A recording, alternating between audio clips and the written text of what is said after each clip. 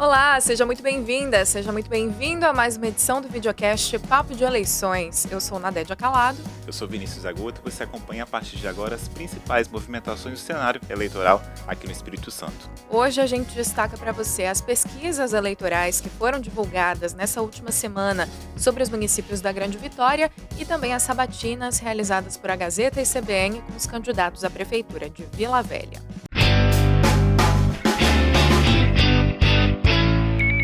Com a gente hoje a colunista de política de A Gazeta, Letícia Gonçalves. Letícia, vamos começar por Vila Velha, que foi a primeira pesquisa que foi divulgada, na segunda-feira, dia 26, pesquisa IPEC, feita a pedido da Rede Gazeta, que traz o atual prefeito candidato à reeleição, Arnaldinho Borgo do Podemos, com o favorito, com uma margem muito ampla, pelo menos falando aqui entre os municípios da Grande Vitória, Até agora ele foi o que registrou a maior vantagem nessa liderança. Isso, com 75% das intenções de voto, o Arnaldinho seria hoje reeleito prefeito de Vila Velha com ampla vantagem.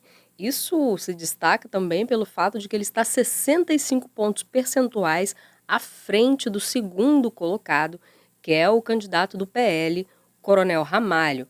Em Vila Velha, há ao todo 6 candidatos a prefeito e os demais têm apenas 3% ou menos de intenções de voto, ou seja, são ainda menos competitivos. E outra coisa que chama atenção é que o Coronel Ramalho, ele é o mais rejeitado. 33% dos eleitores disseram que não votariam nele de jeito nenhum. Já a rejeição do Arnaldinho é de 6%. Outra coisa também é que a gestão do Arnaldinho é avaliada como boa ou ótima por 76% dos eleitores de Vila Velha. O que a gente pode concluir disso é que hoje o Arnaldinho está num cenário bem confortável para ser reeleito e o principal adversário dele, que é o Coronel Ramalho, está numa situação mais complicada.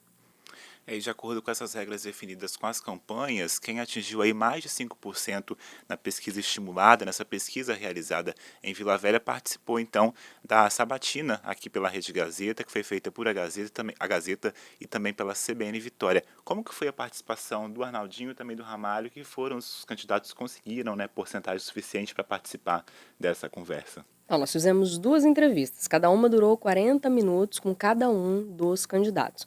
O Arnaldinho, até por ele estar na frente, a estratégia dele na sabatina foi a seguinte: não atacar e não rebater críticas de adversários, mesmo quando ele era questionado sobre elas por nós, jornalistas. Como é esperado também de um candidato que está disputando a reeleição, é um candidato da situação, o que ele fez foi tentar destacar os feitos da própria gestão municipal, citou números esses nem sempre corretos, mas ele tentou ali vender o peixe dele. O Arnaldinho também nessa entrevista, ele falou que a Cezam vai despoluir o Canal da Costa em até 12 meses, o que gerou depois até uma repercussão, de pessoas comentando lá no Instagram da Gazeta.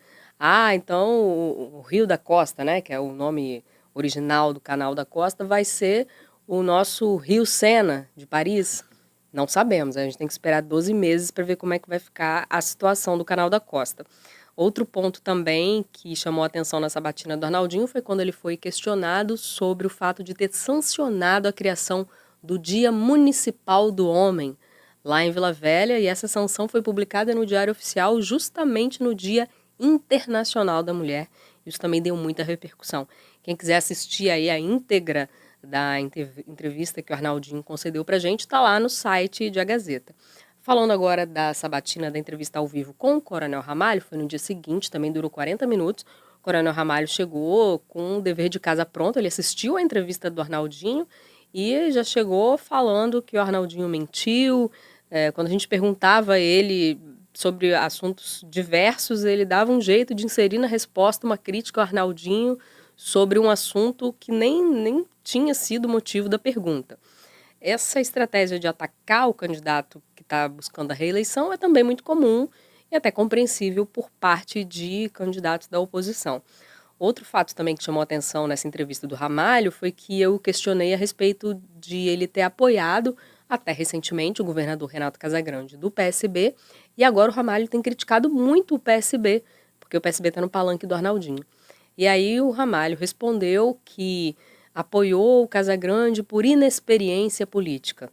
Outra coisa que repercutiu bastante também. Mais uma vez, quem quiser assistir a entrevista na íntegra que o Coronel Ramalho concedeu pra gente, o vídeo tá lá em A Gazeta. Aproveitando também, de acordo com as regras estabelecidas com as campanhas dos candidatos, os candidatos que pontuassem na pesquisa, mas não atingissem 5%, os 5% necessários para participarem das sabatinas, apareceriam em uma reportagem. Essa reportagem já foi feita, nelas esses candidatos apresentam suas propostas também. Foi o caso de todos os demais candidatos de Vila Velha, além do Arnaldinho e do Ramalho. João Batista Babá, do PT, teve 3% das intenções de voto no cenário estimulado e os demais tiveram 1% cada. Foi o caso do Gabriel Rui, do Mobiliza, do Maurício Gorza, do PSDB e também do professor Nicolas Trancho, do PSOL. A reportagem em áudio e em texto já está lá para você em agazeta.com.br. E agora indo para Cariacica, que é um outro município aqui da Grande Vitória, também teve pesquisa IPEC realizada lá na cidade e mostrou também uma vantagem do atual prefeito, Clério Sampaio, do MDB, que também concorre à reeleição, que está com 65% dos votos, né, nessa pesquisa IPEC. Mais uma vez a gente tem aí um prefeito que já larga como favorito para ser reeleito, e se a eleição fosse hoje, ele seria reeleito em primeiro turno, graças a esses 65% de intenção de voto. O Euclério está 47 pontos percentuais à frente da segunda colocada, que é a Célia Tavares, do PT, que pontuou com 18% das intenções de voto. A Célia e o Euclério se enfrentaram no segundo turno das eleições em 2020, só que agora o cenário é outro. Em 2020, Cariacica teve 14 candidatos a prefeito. Agora tem apenas 3. O terceiro, é o Ivan Bastos, do PL, mas na pesquisa IPEC ele apareceu com 4% das intenções de voto. Então ele é o menos competitivo aí, pelo menos no cenário atual, nessa corrida. O Euclério também tem muitos aliados, tem 14 partidos, tem o apoio do governador Renato Casagrande, então ele está numa situação bastante confortável hoje para vencer a eleição em primeiro turno, que vai acontecer daqui até o dia 6 de outubro, a gente não tem como prever. Mas a situação dele hoje é de vantagem para manter essa maré positiva que ele está. Perfeito. A gente já adianta também para você que é de Cariacica, que está acompanhando o cenário eleitoral em Cariacica, que teremos as sabatinas com os candidatos de Cariacica, também a Gazeta CBN, a partir do dia 16 de setembro. E agora vamos para a capital, Vitória, Letícia. Foi a última pesquisa divulgada, né, a mais recente, pesquisa Quest, encomendada pela TV Gazeta, saiu na quarta-feira, dia 28. É mais um caso em que o candidato, que é o atual prefeito, candidato à reeleição, tem uma vantagem, uma ampla vantagem em relação ao segundo colocado, mas no caso do Lorenzo Pasolini e do Republicanos, é uma margem mais apertada, principalmente no que diz respeito à eleição em primeiro turno, né? Porque ele apareceu com 51% das intenções de voto. Isso ainda tem uma questão que a gente tem que levar em conta, que a margem de erro da pesquisa é de 3 pontos percentuais para mais ou para menos. Então o Pasolini tem 51, mas na verdade ele tem entre 48% e 54% das intenções de voto. Ou seja, ele pode ou não vencer no primeiro turno. Só que ele está também bastante à frente do segundo colocado, que é o João Coser, do PT, que apareceu com 17% das intenções de voto. Mais uma vez, Pasolini e Coser disputaram o segundo turno da eleição em 2020 e o Pasolini levou a melhor. O Coser, ele tem a maior rejeição.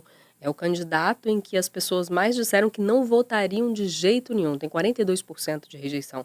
O Pasolini tem 21% de rejeição. Isso quer dizer que, se por um acaso houver um segundo turno, a previsão, né, é que o Pasolini deve se sair melhor porque tem uma menor rejeição. Mas também pode ser que ele vença mesmo em primeiro turno. Esse resultado já é bastante positivo para o Pasolini, porque até pouco tempo atrás, a maioria dos atores políticos de Vitória considerava que a eleição em Vitória seria decidida em 2 turnos. Hoje, a gente já tem uma clara indicação de que ela pode ser definida em um turno aí com a reeleição do Pasolini.